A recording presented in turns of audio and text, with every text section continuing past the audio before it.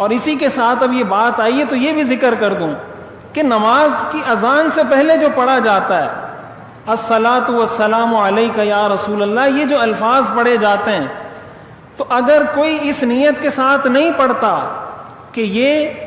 حضور علیہ الصلاۃ والسلام براہ راست سن رہے ہیں یا حضور علیہ الصلاۃ والسلام براہ راست میری مدد کرنے پر قادر ہیں، اس نیت سے کوئی نہیں پڑھ رہا، محبت سے پڑھ رہا ہے، تو اب ہم اس کو یہ کہیں گے کہ یہ شرک تو نہیں ہے، شرک نہیں ہے، اس لیے کہ اس نے شرک کی نیت سے نہیں پڑھا۔ اب دوسری باری آئے گی اس چیز کی کہ اذان دینے کا حضور علیہ الصلاۃ والسلام کے زمانے میں طریقہ کیا تھا، صحابہ کے زمانے میں اذان دینے کا طریقہ کیا تھا، تابعین کے زمانے میں اذان دینے کا طریقہ کیا تھا، فقہاء نے، امت کے ائمہ نے، ائمہ اربعہ نے اذان دینے کا کیا طریقہ بتایا ہے۔ تو آپ کو کہیں بھی کسی بھی امام کی روایت میں، کسی بھی صحابی کے قول میں، کسی بھی تابعی کے قول میں اذان سے پہلے یہ جملے نہیں ملیں گے، اگرچہ یہ جملے اچھے ہی کیوں نہ ہوں۔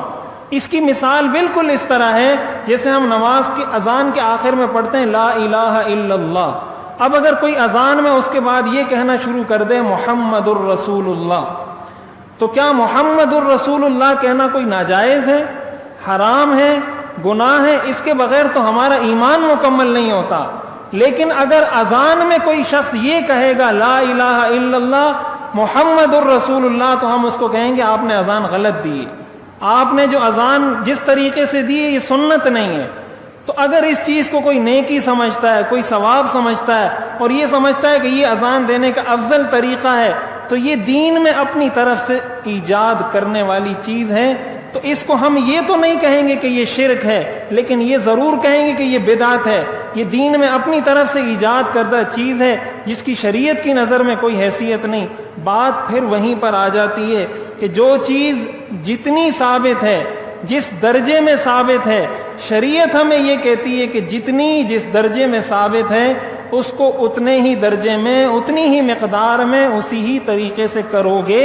تو ثواب ملے گا، وگرنہ ثواب نہیں ملے گا۔ اس لیے یہ کوئی فرقہ واریت کی بات نہیں ہے، یہ کوئی اختلاف کی بات نہیں ہے، بالکل کامن سینس کی بات ہے، اور یہ شریعت کے بنیادی اصولوں پر مبنی ہے۔ اگر انسان ساری چیزوں کی تعریف سمجھ لیتا ہے، اس کو یہ پتہ چل جائے شرک کی تعریف کیا ہے، اس کو یہ پتہ چل جائے بدعت کی تعریف کیا ہے، اس کو یہ پتہ چل جائے سنت کی تعریف کیا ہے، پھر وہ خود منطبق کر سکتا ہے کہ کیا شرک ہے، کیا بدعت ہے، کیا سنت ہے، کیا جائز ہے، کیا ناجائز ہے۔ اس لیے ان چیزوں کو بہت اچھے طریقے سے سمجھنا چاہیے، دوسروں کو سمجھانا چاہیے،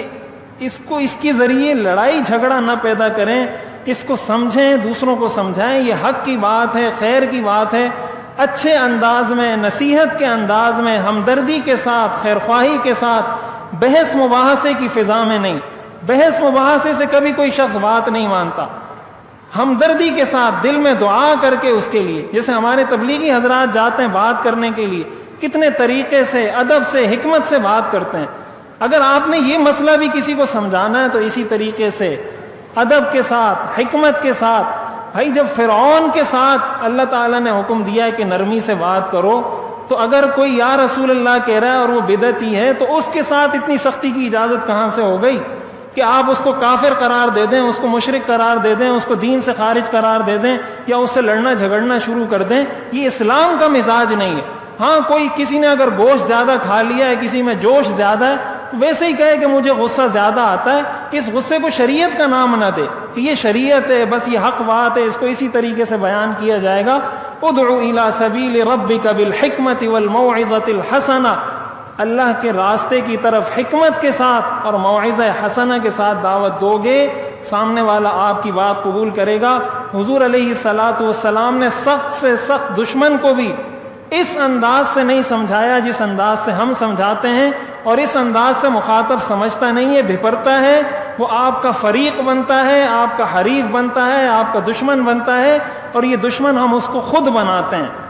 اس لیے ایک تو مسئلے کو سمجھیں، دوسرا مسئلہ بیان کرنے کی حکمت اور طریقے کو بھی سمجھنا چاہیے۔ یہ دو چیزیں جب جمع ہوتی ہیں تو آگے اس کا فائدہ ہوتا ہے۔ حق بات حق طریقے سے اور حق نیت سے کی جائے تو اس کا اثر ہوتا ہے، ورنہ آپ کا علمی رعب اور دبدبہ تو قائم ہو جائے گا کہ اس نے قرآن کی اتنی آیات پڑھی ہیں، اس نے اتنی حدیثیں پڑھی ہیں، اس نے اتنی چیزیں پڑھی ہیں، لوگ یہ تو کہہ دیں گے واہ یار زبردست عالم ہے، لیکن جو مقصد تھا کہ اپنی بات کو ڈیلیور کرنا، اس کو سمجھانا، وہ اس سے حاصل نہیں ہوگا۔